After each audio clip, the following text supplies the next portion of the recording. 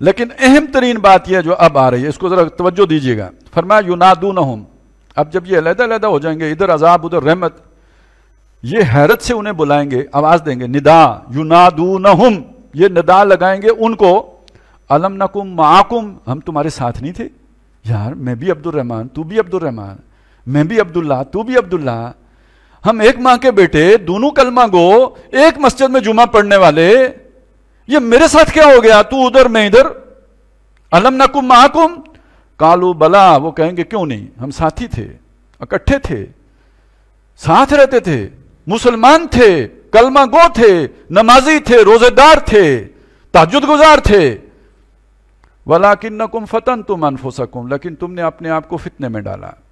یہ کیا فتنہ ہے؟ پورا قرآن پڑھا ہے نا، المال والاولاد، انما اموالکم واولادکم فتنہ،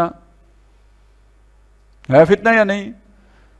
وہ جو تفصیل آئی کہ یہ زینت ہے جس سے ہم آپ کو آزمائیں گے، انا جعلنا ما علی الارض زینۃ اللہ لنبلوہم ایہم احسن عملا، آگے جا کے کیا بتایا زینت کیا ہے؟ المال والاولاد، نہیں، المال والبنون زینت الحیات الدنیا. اسی کو پھر کھولا سورہ آل عمران میں، زین للناس حب الشہوات من النساء والبنین والقناطیر المقنطرۃ من الذہب والفضۃ والخیل المسومۃ والحرث، یہ ساری زینت، یہی فتنہ، تم ان چیزوں میں پڑ گئے. اچھا سورہ توبہ میں بتایا یہ 8 محبتیں، یہ آباؤکم و ابناؤکم و اخوانکم و ازواجکم و عشیرتکم و اموال اقترفتموہا و تجارت تخشون کسادہا و مساکن ترضونہا، یہ 8 ہیں. ادھر اللہ ہے، رسول ہے، جہاد ہے. تم اس فتنے میں پڑ گئے کہ اب یہ تم ان 8 محبتوں میں پڑ گئے، یہ فتنہ ہے. وَلَكِنَّكُمْ فَتَنْتُمْ أَنفُسَكُمْ، کاروبار، مال، محنت کی کمائی ہوئی، تجارت، کسی کساد بازاری کا دھڑکا، اس فتنے میں تمہارا سارا ٹائم ادھر لگ گیا. بھائی تھے تم مسلمان، نمازیں بھی پڑھتے تھے، دعا دنیا ہی کی کرتے تھے. فَمِنْهُمْ مَنْ يَقُولُ رَبَّنَا آتِنَا فِي الدُّنْيَا، نماز بھی پڑھ کے دنیا ہی مانگتے تھے. تمہارا فتنہ یہ ہے. وَلَكِنَّكُمْ فَتَنْتُمْ أَنفُسَكُمْ وَتَرَبَّصْتُمْ، تربص، گو مگو، فیصلہ نہ کر سکنا کہ ادھر جانا ہے کہ ادھر جانا ہے. بندہ مومن پہ یہ امتحان کب آتا ہے؟ محبت ادھر بھی ہے، اللہ سے بھی ہے، رسول سے بھی ہے، جہاد سے بھی ہے. محبت ادھر بھی ہے، مال سے بھی ہے، متاع سے بھی ہے، گھر سے باہر سے بھی ہے.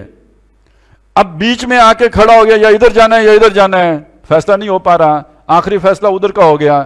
وَتَرَبَّصْتُمْ، تم تربص میں پڑ گئے. ایک بندہ وہ تھا جو السابقون السابقون، پکار لگی دوڑ کے آ گیا، اس نے نہیں سوچا کیا نقصان ہوگا، واپس نہیں پھیرا کبھی فرمان جنوں کا، تنہا نہیں لوٹی کبھی آواز جرس کی، سوچا ہی نہیں میرے پہ کیا بیتے گی، دوڑ کے آ گیا. اللہ نے آواز دی، اللہ کے نبی نے آواز دی، ان کی پکار ہے، لبیک. دوسرا بندہ وہ ہے، اس نے کہا تیل دیکھو، تیل کی دھار دیکھو، نقصان کیا ہوگا، فائدہ کیا ہوگا، کس سے لڑنے جا رہے ہیں، لڑ بھی سکیں گے یہ نہیں، لو نعلم قتالا لاتبعناکم، اگر ہم سمجھیں یہ کوئی جنگ ہے تو ہم تمہارے ساتھ لڑنے کے لیے چڑھیں. یہ سیانے لوگ، ورلڈلی وائز پیپل، یہ تربص کا شکار ہوتے ہیں، یہ گو مگو کا شکار ہوتے ہیں. ارادہ باندھتا ہوں، سوچتا ہوں، توڑ دیتا ہوں، کہیں ایسا نہ ہو جائے، کہیں ایسا نہ ہو جائے. دیوانے چاہیے، پروانے چاہیے. تو تم پروانے اور دیوانے نہیں تھے، تم بڑے ہوشیار تھے، سیانے تھے، تربص کا شکار ہوئے. ور تب تم، پھر تمہیں علامہ صاحب مل گئے، انہوں نے تمہیں کہا یہ تعبیر ہی غلط ہے. اندر سے تم پہلے ہی کانے ہو چکے تھے، تمہارا دل دنیا کی طرف مائل ہو چکا تھا.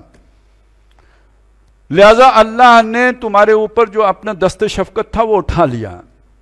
اللہ نے جو تمہارے لیے حفاظت رکھی ہوئی تھی وہ ہٹا دی. نہیں تو اللہ تعالیٰ پھسلنے کے بعد بھی سنبھال لیتا ہے.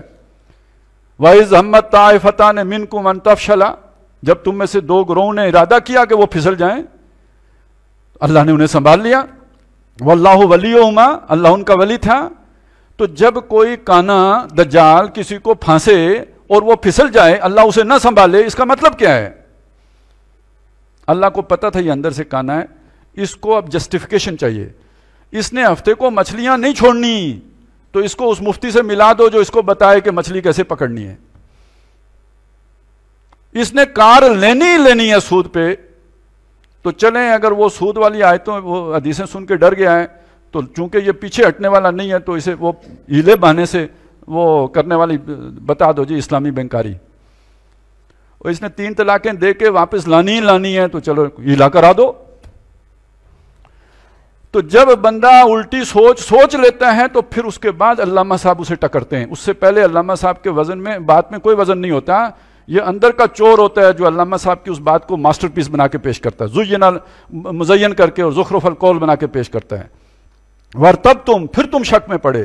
وَغَرَّتْكُمُ الْأَمَانِي، اصل میں کیا تھا، تم نے اندر سے یہ سوچا تھا یہ کام کر لوں وہ کام کر لوں، بچوں کی شادیاں کرا دوں پھر میں یکسو ہو جاؤں گا. تو یہ تمہیں تمہاری امانی نے، تمہاری خوش فہمیوں نے، لمبی امیدوں نے، بڑے بڑے منصوبوں نے پھانس کے رکھا، قابو کر کے رکھا. تم ادھر مڑے رہے.